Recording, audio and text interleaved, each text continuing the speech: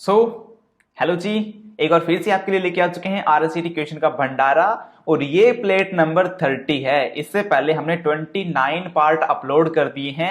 अगर आपने उनको नहीं देखा है तो नीचे डिस्क्रिप्शन में प्लेलिस्ट बनाकर उसमें सभी के सभी पार्ट ऐड किए गए हैं और आगे आने वाले पार्ट भी ऐड किए जाते रहेंगे, तो आप उनको जरूर देखना। और आज की इस वीडियो में जो 20 क्वेश्चन एक्सप्लेन करेंगे ना, वो देखो क्वेश्चन आपको सभी जगह मिल जाएंगे, लेकिन जिस तरीके से हम आपको बताएंगे क्वेश्चन, यानी कि एक ही क्वेश्चन से बहुत सारे क्वेश्चन निकल के आती हैं, तो वो चीज आपको हर जगह पे नहीं मिलेगी। तो एंड तक इस वीडियो को जरूर देखना। अपनी तैयारी यूट्यूब चैनल पे आपका स्वागत करते हैं। मैं हूं आपका दोस्त एनके।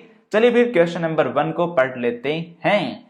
यहाँ पे क्वेश्चन नंबर 1 आपके सामने है, लेकिन क्वेश्चन नंबर 1 पढ़ने से पहले एक बात बताओ कि अभी जो आवाज आपकी साइड आ रही है, ये आवाज कैसी है? आपने पीछे भी वीडियो देखी है, ये वीडियो भी आप देख रहे हो, तो इसमें क्या डिफरेंस है? ये वाली आवाज अच्छी है या फिर वो पीछे वाली आवाज थी वो अच्छी थी? तो हमें कमेंट बॉक्स में एक बार कमेंट करके आप जरूर बताना, ठीक है?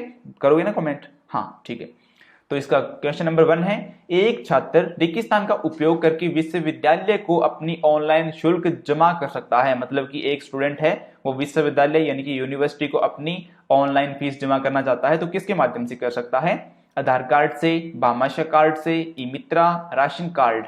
तो इसका राइट आंसर चेक करते हैं। ऑप्शन नंबर सी है इसका राइट आंसर, ई मित्रा। जी हाँ, आधार कार्ड और भामाशाह कार्ड और राशन कार्ड से फीस है जो ऑनलाइन पेमेंट नहीं होती है, अपने ई मित्र का यूज कर सकते हैं। और ये जो क्वेश्चन है ना, इसी प्रकार के क्वेश्चन बहुत बार आरएससीटी एग्जाम में आ चुके हैं, कम से कम 5 बार को तो मान के चलो। अब इसी वीडियो में हमने एक और क्वेश्चन इससे संबंधित ऐड किया है, वो जब आएगा तब उसके बारे में डिस्कस करेंगे, ठीक है?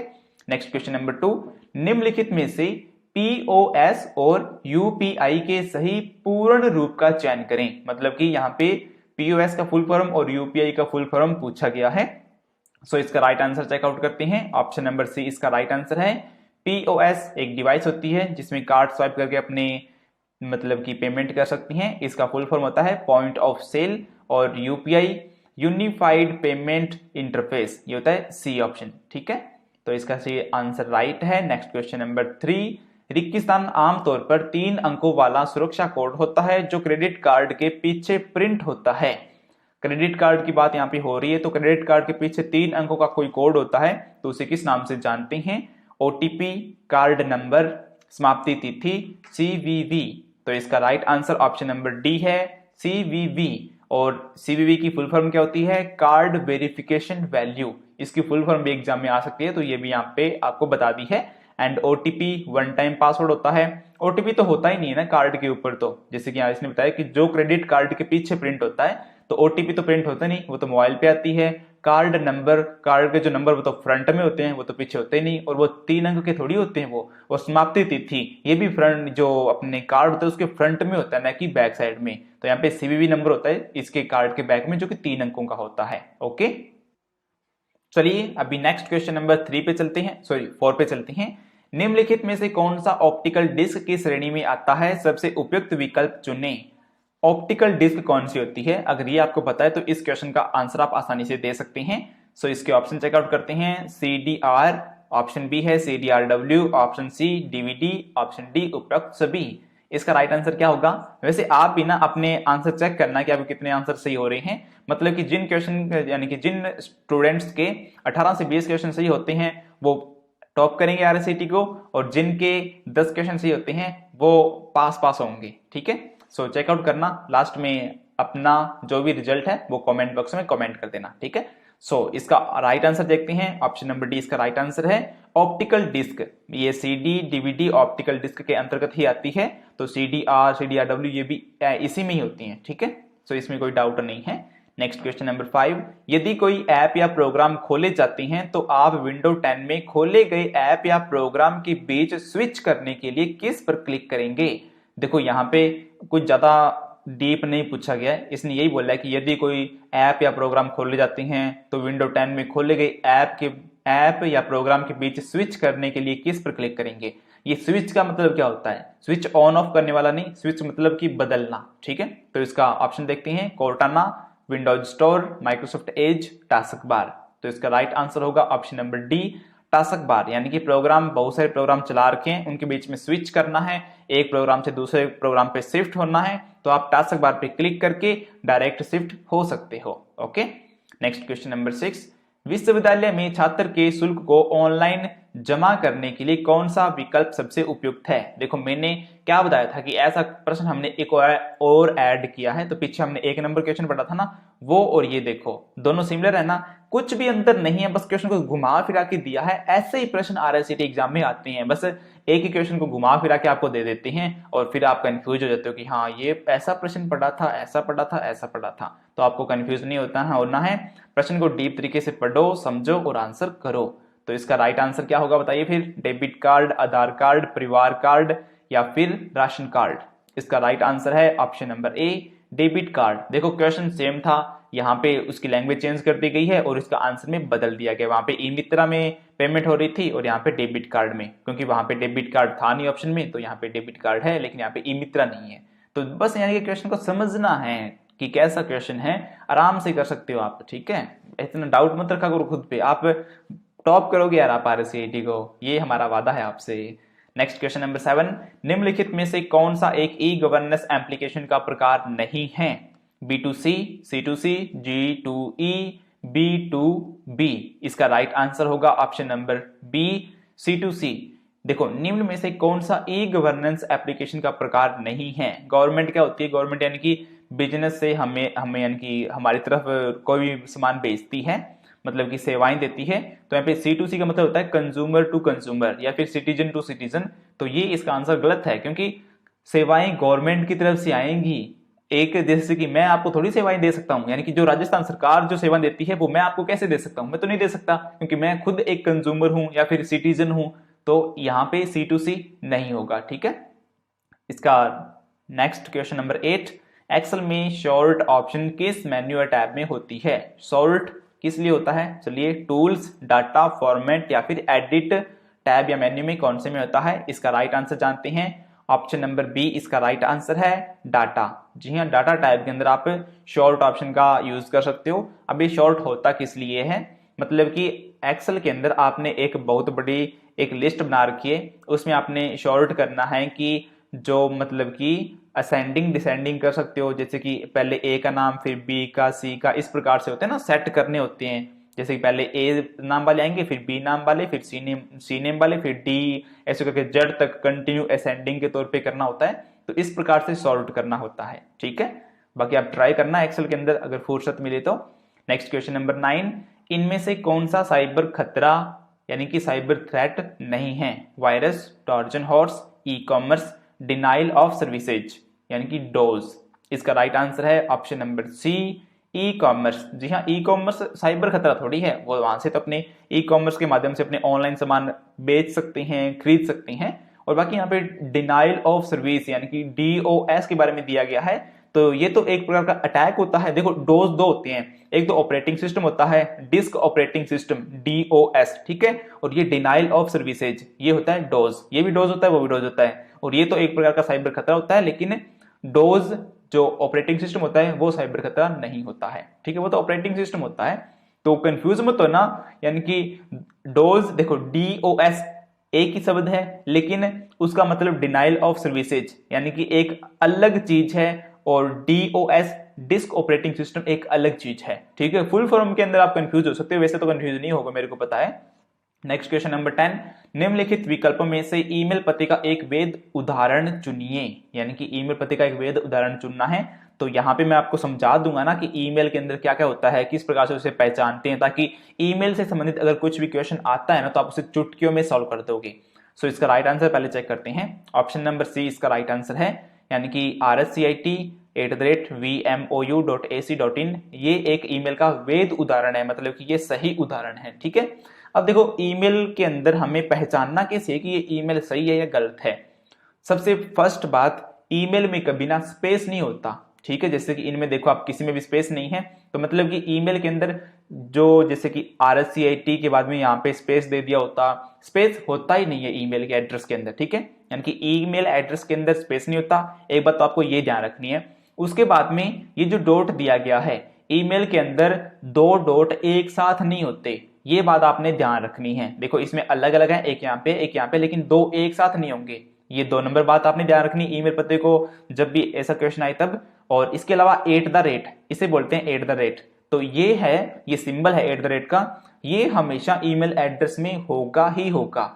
ये 3 नंबर बात, ठीक है। ये तीनों चीजें ध्यान रखोगे ना, आप आसानी से पहचान सकते हो कि कौन सा सही ईमेल एड्रेस है और कौन सा गलत ईमेल एड्रेस है, ठीक है। और अभी बताओ कि वीडियो को लाइक कर दिया नहीं किया। अगर यहां तक आपने वीडियो को देखा है, पसंद आई है क्लास को, लाइक करके बिल्कुल मत जाना और सब्सक्राइब करके बेल आइकन प्रेस कर लो। और अगर आपने ये दोनों चीजें पहले से कर रखी हैं तो आपको बहुत बहुत धन्यवाद, और हम दुआ करेंगे कि आप RSAT एग्जाम पहली बार में क्लियर कर सको। हे भगवान, जिन्होंने RSAT मतलब कि इस क्लास को यहां तक यानी कि मेरे कहने से पहले लाइक कर दिया ना, उनको आप पास करवा देना। ये हम दुआ मांग रहे हैं अपने विद्यार्थियों के लिए। ओके गॉड जी, दुआ चली गई है, वो कबूल भी हो जाएगी। और एक बात और बताना चाहूंगा, अगर आप RSAT से संबंधित कुछ भी सर्च करते हो इंटरनेट पे तो पहले ilearnrsat.com लिखना, उसके बाद में इन्वर्टेड कॉमा में आपकी जो भी क्वेरी है वो सर्च कर लेना। जैसे कि अगर आप ilearnrsat.com कॉमा के अंदर RSAT ऑनलाइन टेस्ट लिखोगे तो हमने पीछे 1 महीने पहले जो टेस्ट बनाए हैं नए वाले, वो आपके सामने आएंगे और उनको देखकर आप पहली बार में RSAT क्लियर कर सकते हो, ठीक है। क्वेश्चन नंबर 11 पढ़ते हैं। MS एक्सेल 2010 में फ्रीज पैन कमांड का उपयोग क्या है? देखो ये क्वेश्चन हमने पीछे एक क्लास में डिस्कस कर चुके हैं, सो इसका राइट आंसर जानते हैं। इसका right answer option number B होगा।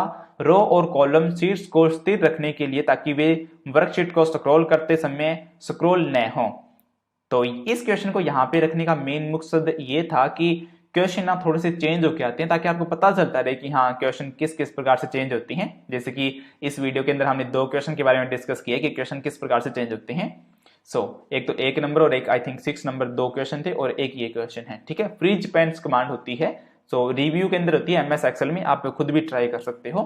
नेक्स्ट क्वेश्चन नंबर 12, व्हाट्सएप का उपयोग किस कार्य में किया जाता है? वीडियो कॉल के लिए, टेक्स्ट, इमेज, वीडियो, दस्तावेज भेजने के लिए, चैटिंग के लिए, ये सभी। आई थिंक इसका आंसर ना हर कोई बच्चा दे सकता है। इसका right answer option number D होगा। मतलब कि वीडियो कॉल व्हाट्सएप के माध्यम से अपने हम कर सकते हैं, टेक्स्ट, इमेज, वीडियो या फिर कोई डॉक्यूमेंट भेजना हो तो वो भी भेज सकते हैं, और चैटिंग तो फिर होती ही है इसमें। नेक्स्ट क्वेश्चन नंबर 13, मात्र एक स्लाइड या माइक्रोसॉफ्ट पावर पॉइंट में एनिमेशन चेक करने के लिए निम्न फीचर प्रयोग में लाया जाता है। सॉरी, यहाँ पे मैंने आई थिंक कुछ गलत बोल दिया ना, दोबारा इस क्वेश्चन को रिपीट कर लेते हैं। मात्र एक स्लाइड का माइक्रोसॉफ्ट पावर पॉइंट में एनिमेशन चेक करने के लिए निम्न फीचर प्रयोग में लाया जाता है। यानी कि माइक्रोसॉफ्ट पावर पॉइंट के अंदर अगर आपने किसी एक स्लाइड की एनिमेशन चेक करनी है तो हम किसका यूज कर सकते हैं? 1 क्लिक का, ऑन, यहाँ पे ऑन क्लिक है, ऑन क्लिक का, प्रीव्यू, स्लाइड शो, सेव। इसका right answer option number B है, प्रीव्यू। प्रीव्यू पे क्लिक करेंगे, वैसे ही एक स्लाइड के जितने भी एनिमेशन होती है ना वो चलते रहेंगे। बाकी आपकी जानकारी के लिए बता दूं कि MS पावर पॉइंट में 4 प्रकार के एनिमेशन होते हैं, ठीक है। तो अगर आप यूज कर रहे हो पावर पॉइंट, यानी कि आपने सिलेबस RSAT सिलेबस में पावर पॉइंट को कभी चलाया है, तो देखना कि इसमें कितने प्रकार के एनिमेशन होते हैं। वैसे नॉर्मल मैं आपको बता देता हूं कि एक तो मोशन पाथ होता है, एक इंट्रेंस इफेक्ट होता है, एक एक्सटर्नल इफेक्ट होता है। इस प्रकार से 4 प्रकार के होते हैं, लेकिन यहाँ पे कंफर्म मैं आपको नहीं कर सकता, आप ये चीज खुद देख लेना, ठीक है। बाकी आगे की क्लास में कभी ऐसा क्वेश्चन आएगा तो हम पहले से आपके लिए वो सभी 4 प्रकार के एनिमेशन का नाम लिख के आपको बता देंगे प्रॉपर तरीके से। ओके, नेक्स्ट क्वेश्चन नंबर 14, निम्न में से कौन सी पॉइंटिंग उपकरण के सही उदाहरण हैं? पॉइंटिंग उपकरण पता है क्या होते हैं? चलिए मैं आपको हिंट देता हूं, फिर आप इसका आंसर चेकआउट करना। ये जो है ना, ये यानी कि जिस डिवाइस का इस्तेमाल करने पर आपके मॉनिटर के अंदर एक पॉइंटर आता है, देखो ये भी पॉइंटर है ना एक प्रकार का, ये जो घूम रहा है यहाँ पे इधर उधर भाग रहा है, तो ऐसा आता है, तो वो सभी पॉइंटिंग डिवाइस होते हैं, ठीक है। यहाँ पे ए नंबर ऑप्शन है ट्रैक बॉल, टच पैड और माउस। बी नंबर ऑप्शन है मदरबोर्ड और प्रोसेसर। सी नंबर ऑप्शन है मॉनिटर, प्रिंटर, हेडफोन और स्पीकर।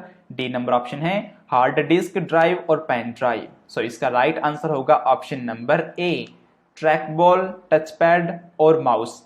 अब यहाँ पे ना आपको थोड़ी सी बात जान लो, ट्रैक बॉल क्या होती है? ट्रैक बॉल यानी कि एक प्रकार की बॉल होती है जो आजकल के कुछ यानी कि जो लैपटॉप होते हैं ना उनके कीबोर्ड के बीच में आपको दिखाई देगी, और जब आप उसे इधर उधर करोगे ना तो ये जो माउस पॉइंटर है ये मूव करेगा। टच पैड टच पैड ये होता है, ये देखो ये टच पैड है, और इसके अलावा अपने जो लैपटॉप के अंदर भी टच पैड होता है, और माउस तो आपने देखा ही होगा। अगर यानी कि जो नॉर्मल कंप्यूटर होते हैं अपने डेस्कटॉप वाले, उनके ऊपर ना ज्यादातर माउस सिंपल वाले माउस ही यूज करते हैं। हमारे पास अभी लैपटॉप है, लैपटॉप थोड़ा सा दूर रखा गया है और इस ट्रैक पैड का हम इस्तेमाल कर रहे हैं, देखो इस प्रकार से स्क्रॉल करने के लिए, ठीक है, मतलब कि माउस पॉइंटर को इधर उधर करने के लिए। और इसके अलावा जो मदरबोर्ड है, प्रोसेसर है, ये सीपीयू में लगी होती हैं, और मॉनिटर, प्रिंटर, हेडफोन और स्पीकर ये मतलब कि इनपुट और आउटपुट डिवाइस के अंतर्गत आते हैं। जैसे कि मॉनिटर है वो आउटपुट है, प्रिंटर आउटपुट है, हेडफोन जिस हेडफोन के अंदर माइक्रोफोन और स्पीकर दोनों साथ होते हैं वो इनपुट और आउटपुट दोनों होते हैं, स्पीकर केवल आउटपुट डिवाइस है। हार्ड डिस्क ड्राइव और पेन ड्राइव ये भंडारण यानी कि भंडारण डिवाइस मतलब कि स्टोरेज डिवाइस के तौर पे जानी जाती हैं। ओके, नेक्स्ट क्वेश्चन नंबर 15, निम्नलिखित में से किसकी भंडारण क्षमता सबसे अधिक है? भंडारण क्षमता यानी कि स्टोर करने की क्षमता सबसे अधिक किसकी है? CDR की, CDRW की, DVD की, ब्लू रे डिस्क की।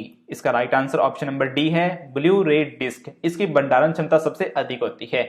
बाकी हमने इनके फुल फॉर्म भी बताए थे, जैसे कि DVD डिजिटल वीडियो डिस्क या डिजिटल वर्सटाइल डिस्क, CDRW मतलब कि ये कॉम्पैक्ट डिस्क रीराइटेबल, और CDR कॉम्पैक्ट डिस्क राइटेबल, ये इनकी फुल फॉर्म होती है। बाकी हम रिपीट करते रहेंगे ताकि आपको अच्छे तरीके से याद हो जाएंगी ये सभी। Next question number 16, MS excel 2010 में कौन सा चार्ट रेखा के माध्यम से डाटा पॉइंट से जुड़ा होता है जिससे यह देखना आसान हो जाता है कि समय के साथ मान बढ़ रहे हैं या घट रहे हैं? मतलब कि कौन सा चार्ट होता है ये यहाँ पे पूछा गया है। Stock chart, line chart, bubble chart, donut chart.